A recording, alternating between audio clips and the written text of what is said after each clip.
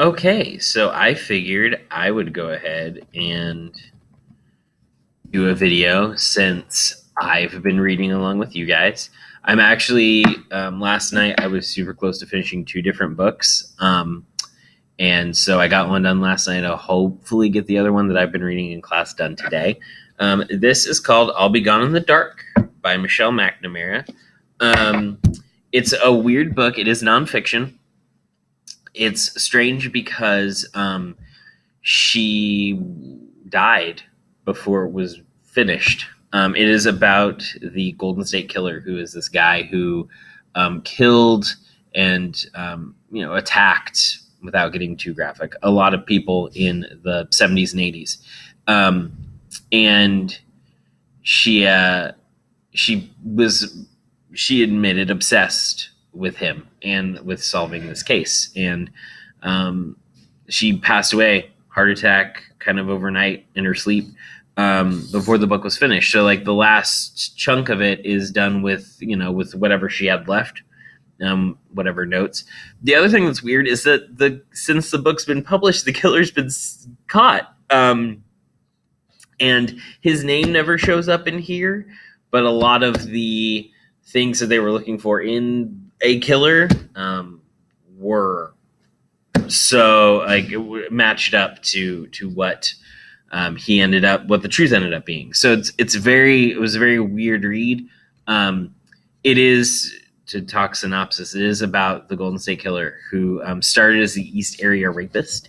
Again, maybe not the most school appropriate thing to talk about, but I think a lot of times we talk about abuse, we talk about murder, in a lot of kind of normal ways. And that's good and bad. We could talk about that. One thing I liked about the book is the writing style. The following students, please come. One thing I really liked was the writing style. Michelle McNamara was a fantastic writer, and she loved the work of the research of trying to find these people, trying to find these killers. And she liked figuring out kind of the little side stories associated with, she didn't just see the crime, she saw the victim, and she saw the people as people. One thing I didn't like, man, it's really hard. I liked a lot about this book. And I would recommend it to everyone who can handle, maybe it's depressing is probably the thing I didn't like.